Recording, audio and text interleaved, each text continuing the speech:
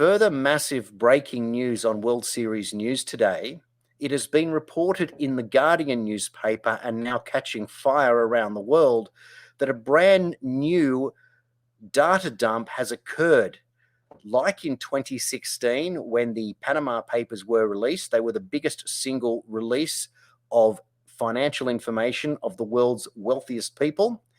A little bit later, the Paradise Papers came out, but were much smaller. But now the largest dump ever, the Pandora Papers, almost 3 terabytes of financial information has been dumped, showing the secret financial dealings and tax havens of over 100 billionaires, over 35 heads of state, including presidents, prime ministers, and heads of state, and over 300 government ministers and people in public high office, such as judges, leading ministers, mayors, military generals, all of whom have secret bank accounts all around these tax havens and go as far as over 90 countries. The countries that were mentioned and are not limited to include Britain, Kenya, Azerbaijan, Russia. There are much more. Singapore, Belize, Vietnam. These are just some of the countries mentioned in the report. What this means is that the financial secrets are being moved around the world, and since the original Panama Papers caused the shutdown of that legal firm, a lot of this money has been transferred elsewhere. They may well be the same, but there will be certainly a lot more people hiding big money around the world. And one needs to argue, if you are a member or a public official on a salary, if you are a judge, a minister, or even a prime minister, none of these people draw salaries in excess of $1 million per annum.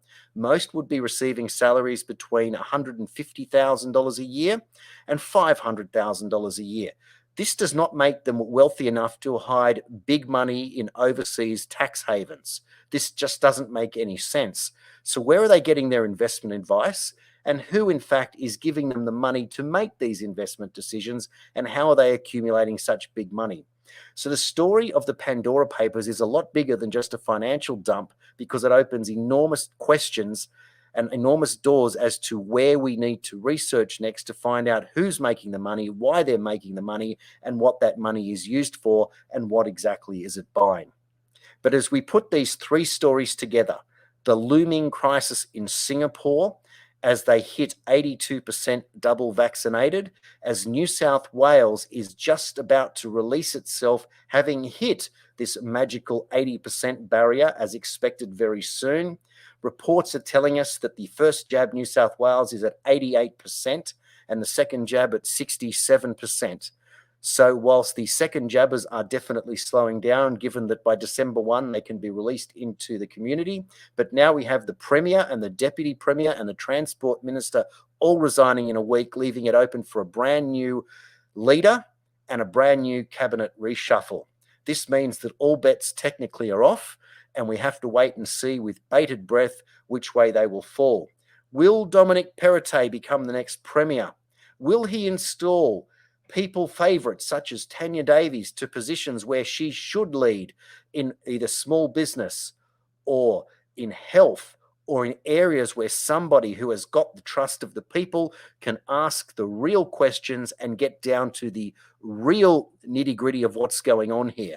Because when we all get out there and double jabbed and these numbers start going up and not down, as we've seen in Israel, as we've seen in Singapore, as we've seen in countries all around the world, what are we going to do to provide prophylactic support to those that are unvaccinated, rather than threatening them with, as we've now seen in the Sydney Morning Herald today, whereby it is proposed to create an anti-vax tax, according to an emeritus professor from the RMIT who has a whopping 300 followers on Twitter.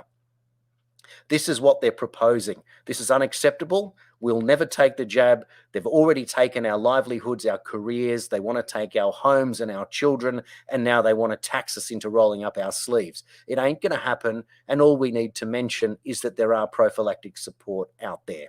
So this has been An urgent update from World Series News. It is a massive news week. What we are seeing is a house of cards looking like it's going to fall.